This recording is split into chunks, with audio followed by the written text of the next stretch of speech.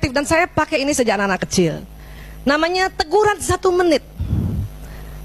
Negur perilaku, Bu, nggak usah lama-lama. 1 menit saja. Itu pun dibagi.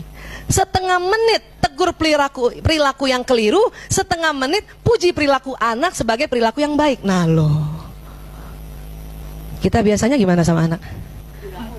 Kamu ini ya pulang terlambat ya, Bunda minta kamu jangan lagi terlambat ya.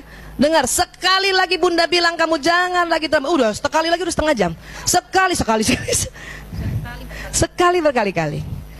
Itu nanti memori di otak anak akan terekam sehingga anak ya dapat label. Sebetulnya dia cerdas, tapi kita bilang selalu kamu ya pemalas, jadi pemalas betul. Nah, terekam di kepala. Walaupun hari ini ibu tidak bilangin lagi dia pemalas, tapi sudah terekam. Dia jalan terus. Rekaman di otak jalan terus lewat sistem saraf. Kalimat itu kita sampaikan pada anak usia 3 tahun, apalagi. Itu lagi golden period itu. Perkembangan otak dia nangkepnya. Kata ibunya, saya udah nggak pernah bilangin dia pemalas, kenapa dia pemalas? Rupanya omongan kita yang pertama itu sangat membekas. Itulah makanya kita minta yang ada ya, yang kita lakukan 4 tadi. Maafkan diri, ya, minta ampun, maafkan anak itu, dan juga kita minta maaf. 3 bisa, 1 agak berat. Tapi daripada anak kita memorinya tidak terhapus, ya, bahaya. Bisa hilang Bu Aisyah memori yang lalu? Enggak. Tapi bisa menipis. Paling anak kita jadinya gini, oh, dulu ibu saya bilangin saya pemalas karena belum kerumil. Jadi dia tahu. Oh, setelah dia belajar jadi baik. Itu menjadi pembelajaran. Tidak bakal hilang. Semua memori nggak bakal hilang, Bu. Ibu pernah hilang nggak memori ibu-ibu? Maaf, satu ketika pernah, maaf, zaman dulu kan dicubit ibunya. Masih ingat, Bu? Nggak bisa hilang kan? Tapi ibu mau memaafkan kan? Karena ibu tahu, oh saya maafkan ibuku. Kenapa? Kolonial, ya. Pernah damprat orang tua? Pernah dimarahin orang tua?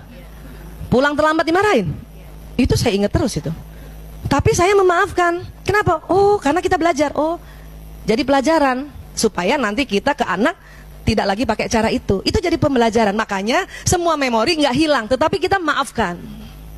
Bu Aisyah, sebetulnya saya sudah memaafkan, tapi tidak bisa melupakan. Memang karena memori.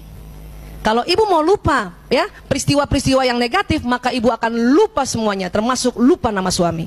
Mau ibu? Oh, mau begitu? Makanya memori tetap ada. Yang penting kita minta maaf, maafkan diri dulu. Kenapa? Kita pernah lakukan hilaf juga. Kenapa? Belum belajar. Ya, belum belajar. Ya, maafkan diri, minta ampun sama Allah, maafkan anak kita, dan kita minta maaf sama anak. Ya, nah ini gimana pakainya Bu Aisyah? Saya dulu waktu anak-anak masih kecil, sengaja di ruang tengah rumah saya pasang jam besar. Suatu ketika Lanang anak saya yang pertama, bayangkan umur 5 tahun dia pulang terlambat gara-gara main di warnet. Zaman dulu kan belum ada di rumah kan. 5 tahun loh, TK. Ya, oke. Dia datang. Assalamualaikum. Waalaikumsalam. Lanang tetap harus senyum ya, walaupun gemes kan. Nah, makanya pas saya udah tahu dia di pinggir di pagar itu udah tarik nafas. Astagfirullahaladzim, astagfirullahaladzim. Ya Allah, mohon lemah lembut. Tapi tetap harus ditegur. Lemah lembut itu bukan membiarkan ya, ditegur. Sini nak berdiri. Ada jam di situ.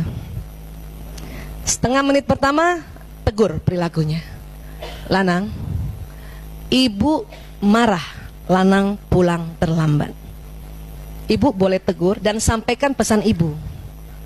Kalimatnya, ibu marah. Yang marah siapa? Ibu. Kalau dia mah nggak marah, dia seneng. Banyak kita begini, kamu bikin ibu marah. Itu yang keliru. Itu orang tersinggung itu. Ya, Lanang, ibu marah karena kamu terlambat. Harusnya kamu nggak terlambat dong. Harusnya kan TK pulang jam 10. Ini kenapa jam 3 siang baru pulang? TK kan 5 tahun. Bayangin Bu, anak saya aja TK udah split. Ya, kan itu ditegur. Ya. Dan kamu juga nggak bilang sama ibu. Nah, itu cuma setengah menit. Setengah menit, bayangkan tuh. Saya lihat tuh setengah menit. Masih mau ngomong udah setengah menit. Dan pada saat menegur setengah menit, kalau ibu marah, ibu boleh ekspresikan. Ya, waktu masih kecil saya nggak pakai ekspresi. Kalau udah besar waktu SMP, Lanang, oh pakai gerubrak meja loh. Ibu nggak suka Lanang pulang terlambat. Tapi itu setengah menit tuh, ya. Apalagi Lanang nggak bilang sama ibu. Kamu tahu kan? Ibu jadi takut. Wah, setengah menit. Habis itu nggak boleh marah udah. Dia nggak lihat. Kenapa? Peralihan antara menegur dan kemudian memuji itu susah, Bu. Bagaimana caranya habis marah ibu memuji? Maka harus istighfar. Mumpung anak nggak lihat karena dia nunduk. Tuh anak nunduk, pas dia nunduk, astagfirullah.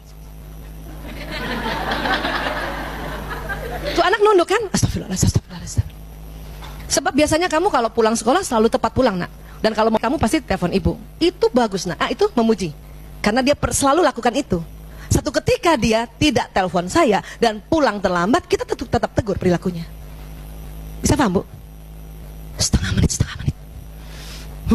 Itu latihan. Alhamdulillah berhasil. Lanang udah berhasil, berarti adik-adiknya berhasil. Itu latihan. Makanya lihat jam. Udah harus muji nih. Ya. Biasanya kan gitu. Kelamaan 5 menit. Kelamaan. 1 menit aja. Itu efektif sekali. Sehingga dia belajar bahwa oh kalau saya mau pulang terlambat saya telepon. Ya. Tapi apa dia bilang? Anak mau bicara apa, nak? Kasih waktu bicara. Ibu, tadi aku udah telepon ibu pakai telepon ibunya teman aku. Udah ngomongnya gitu kan, teman aku. Tapi ibu nggak angkat-angkat. Barangkali ibu lagi seminar. Oh iya ya. Karena pas saya lihat, oh iya ada miss call. Cuman nggak tahu ini nomor siapa. Ternyata ibu temannya. Berarti kan dia sudah melakukan hal yang sesuai prosedur. Kalau kita negurnya setengah menit, kita nggak malu, Bu.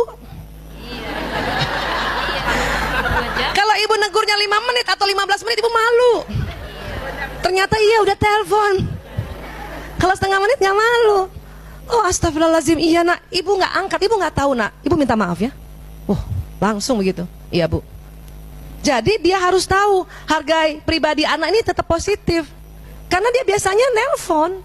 Tapi kenapa pada saat itu menurut saya tidak telepon, padahal sudah telepon. Kasihan kan? Coba kalau nggak dikasih 1 menit ini. Lanang, kenapa kamu terlambat? Selalu terlambat, bikin ibu marah aja.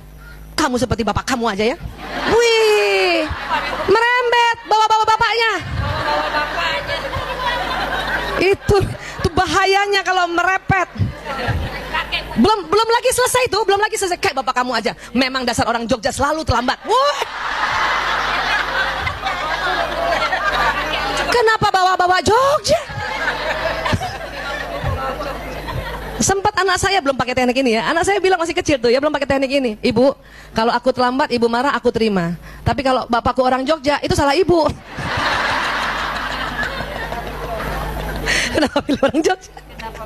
Itulah kalau kita menegur tentang kekhilafan anak, tidak dibatasi waktunya, merepet kemana-mana. Nanti bawa-bawa kakeknya lagi nanti. Seperti bapakmu aja memang zaman dulu kakeknya itu nggak perlu semua. Itulah kalau dari kecil tinggalnya di Tanjung Priok. Kenapa bawa Tanjung Priok? Paham ya Bu?